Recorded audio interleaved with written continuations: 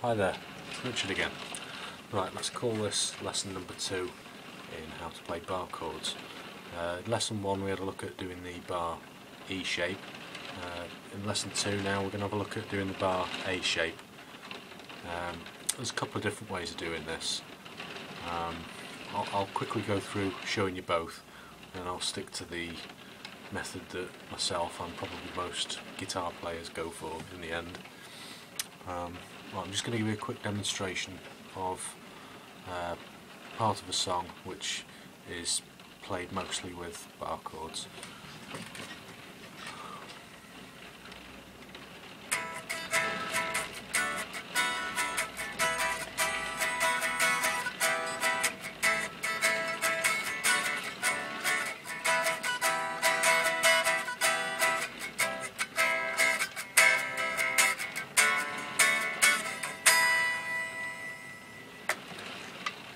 Now that was part of Badge by Cream. That was a bit of Eric Clapton style guitar work there. The first opening chord on that piece is similar to what we were looking at in lesson 1, which is it's actually an A minor. We did the A major in lesson 1, just as probably briefly mentioned I think in lesson 1. To do the minor chord, you just take your middle finger off. So you form the bar A shape at the 5th fret, sorry, the bar E shape, which is the A chord. You then take your middle finger away.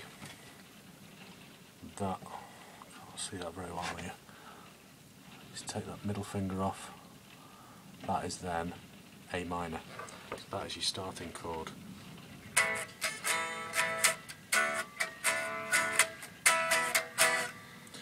So we've got just a couple of different types of bar chords to do in this song. Once you can form the first chord shape, the A minor, the bar E shape, the next one to attempt is the bar A shape. Now that again, if you look at the open chord of A, you've got your 3 fingers there holding the chord down. I'm just going to show that there, move over a little bit. So again, as we did with the bar E chord, we practice holding those notes, not with those 3 fingers as we normally would. We lose the index finger and use the next 3. So this is something you have to keep practicing for a while. So we'll try the open chord of A with those 3. That sounds the same as if you're holding down the notes with the original 3 you'd normally use.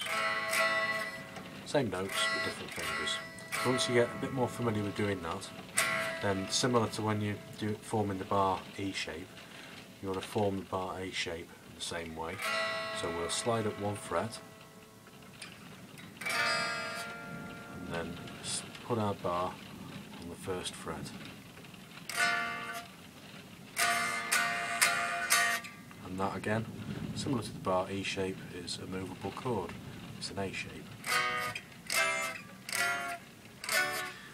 What you find, because your frets get closer together, or the fret wires of the frets, so the frets actually get smaller as you make your way up the fretboard. So these fingers are getting more and more squashed. These 3 fingers that are holding down that A shape, as we're going up the fretboard with the bar, those 3 fingers get more and more squashed as the frets get smaller. So there's a handy way around this, which a lot of guitarists tend to do. You'll see some of the best guitarists in the world and they will do this method that you might think is a bit of a cheat to start with, but no, it works, trust me. Instead of holding down those 3 fingers to hold that A chord, you're going to use your middle finger, sorry, your ring finger, to form a partial bar. So you've got your original bar over the 5th fret, because we're going to do this on the 5th fret again, and then on the highest, the thinnest of the 4 strings, not the very thinnest one, it's the D, the G and the B string. You're going to try and flatten those three strings down on this 7th fret. So not on the first, on the heaviest two, the E and the A. You're going to miss those with this finger. But the D, the G and the B, you're going to concentrate on holding those down.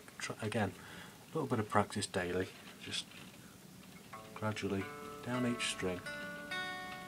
Don't bother with that high E string, the thinnest one. Don't worry too much about that for now. That'll probably sound quite muted. Don't worry, that's fine. It's all part of the plan. Right, so if you want to hear how that sounds, just strum that. So that is the A shape, played like that, missing out the last string, the highest top E string, playing it like this, and again moving up.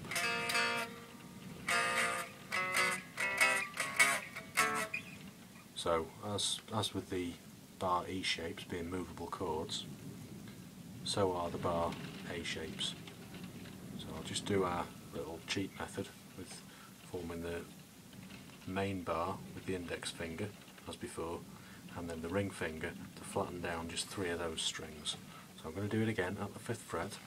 So again, try and get that finger nice and in the middle, and then flatten this ring finger over these 3 strings, not the thinnest one, the other 3 next to it. So that chord is actually a chord of D. So that's your open D. Sounds a little bit different, but it's using the same notes. And played with our original chord, the A minor in bar shape form. And that's your first 2 chords of Badge.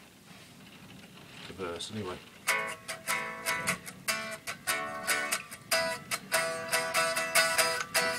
Your 3rd chord in this chord progression is an A minor shape, and as I think we mentioned in lesson 1 on bar chords, to form the A minor shape, as with the open chords, that is the same fingering pattern as holding down the open E chord.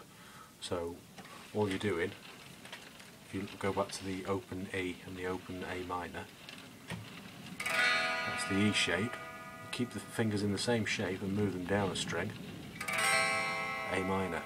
So the same principle applies when you're doing bar chords. So if you can hold down an E major shape, that's A major, and move it down a string, that becomes D minor. You move it up 2 frets, that's the 3rd chord in our sequence, this chord progression. So I'll just do those 3 chords together. We'll go over this in a bit more detail later, but just hear how this sounds.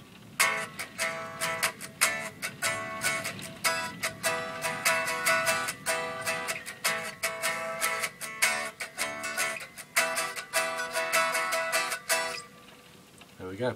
I think that'll do it for lesson 2. See you in lesson 3.